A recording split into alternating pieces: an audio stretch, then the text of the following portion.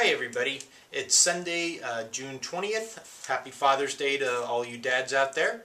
Gotta shoot right into what we're covering today. First off, after the first almost 2/3 of the month, we want to recognize the top riders in each store. We'll go through that quickly. Karen and Barbara from the Almaden store running first and second. Shauna and Bob from Cupertino. Jason and Chet out of the Outgrowth store. In Pleasanton, it's Sarah Jane and Bill Sprigassi. In Rancho, it's Margot and Alex. In Rockland, it's Dino and Lisa. Over in Santa Clara, it's Angela and Natalie. And then in Turlock, it's Bob Hernandez leading the way, which is kind of a one-horse race, so a little bit advantage to Bob there. So great job, guys. We're looking for a strong finish this last third of the month. I know we've done a lot of estimates and we haven't closed a lot of them yet, so that's kind of a good sign because we know we're going to finish real strong and have that big S&G push. So good job on that. Kind of want to touch base on a couple different things. First off, for all the new people and even the veterans, that book, Romancing Your Customer, great thing to look over every once in a while. As you know, we really focused on the 7 laws of influence, and today specifically I wanted to talk about one, and that is the law of social acceptance, which basically says if a lot of people are buying from us, or the friends or relatives have purchased from us, chances are that other customers or friends or relatives will buy from us. With that being said, I mentioned a couple weeks ago about the top 50 retailers throughout the United States. And I kind of want to touch on, we were number 37 out of over somewhere 18 to 22,000 different retailers. Number 37. So we are a big banana, as they say. Okay, but the reason why is more important than just saying we're number 37. And obviously, we did not become the largest retailer, one of the largest retailers in the nation, by having tons and tons of stores all over the place. We're not even a national company. We're basically in the Bay Area and Northern California. We didn't become the largest retailer by spending the most amount of money advertising, or by having the absolute lowest price, or by offering the biggest selection, or having the biggest stores. We became one of the top retailers in the nation by being one of the best at what we do. When it comes to residential flooring, residential remodel, being in a customer's home, that is where we shine. Okay? And that's important to tell every customer. Be proud that we're number 37. And again, not because we had the lowest price, not because we have the most amount of stores, not because we spend $1 bazillion advertising, but because we do the best job overall at a great value. Okay? S&G carpets, where quality is affordable. Something to keep in the back of your mind. Okay, real quick, another thing that I shot a video on a couple days ago. I was asked the question of, Jim, why do we private label? So catch the second half of the video, kind of gives a rough history of it and kind of our thoughts on private labeling the carpets.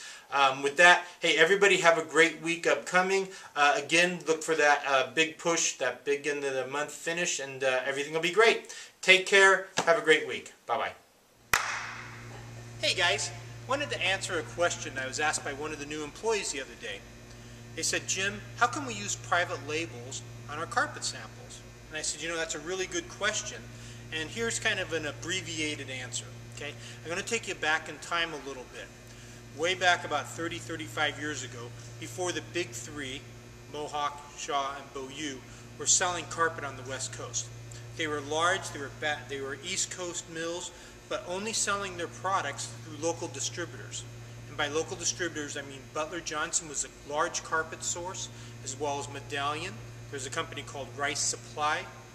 William Volker, Fry carried carpet, as well as Funston. Kind of the guys we know today as more hard surface distributors, also carried and predominantly sold carpeting way back in the day. So they were large carpet suppliers, but they were being supplied by the large carpet manufacturers on the East Coast.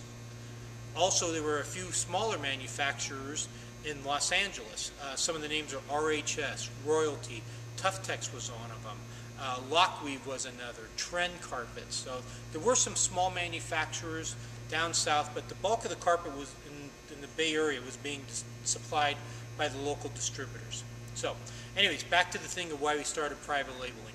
As the big mills started moving west and started selling large carpet companies like S&G direct, They came to us and said, you know, we're selling this product called Philadelphia Belvedere.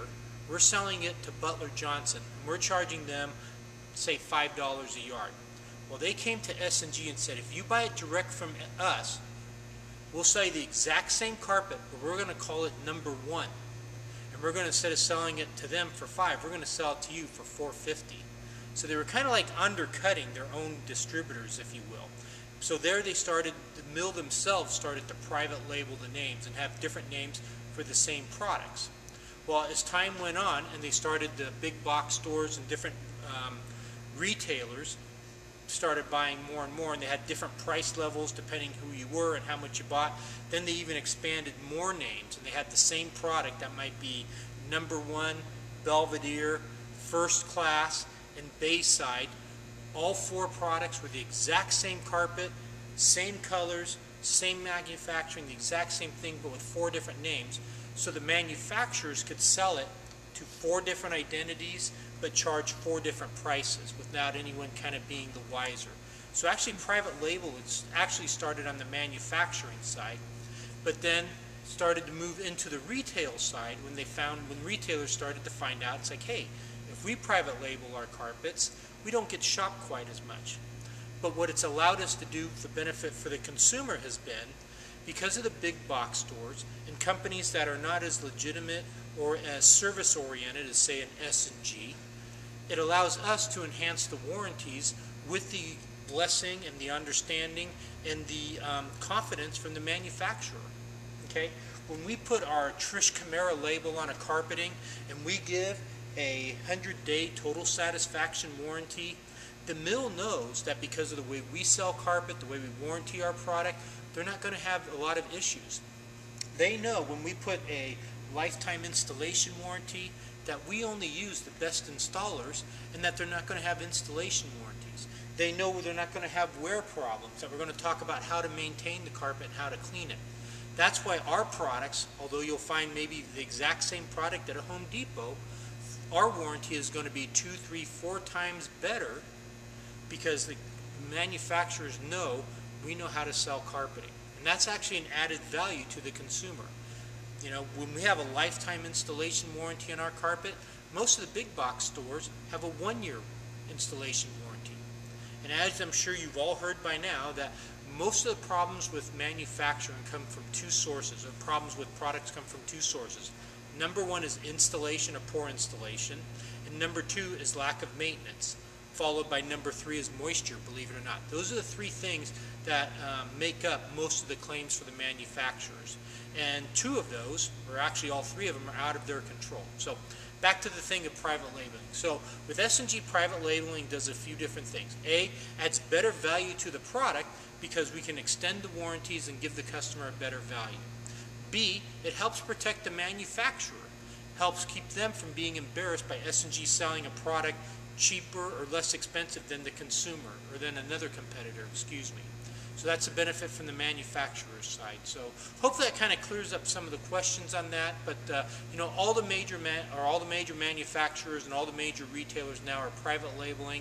So it's kind of like it's just not us. It's kind of the way the industry has gone over the years. But there are some benefits for the consumer depending where they buy.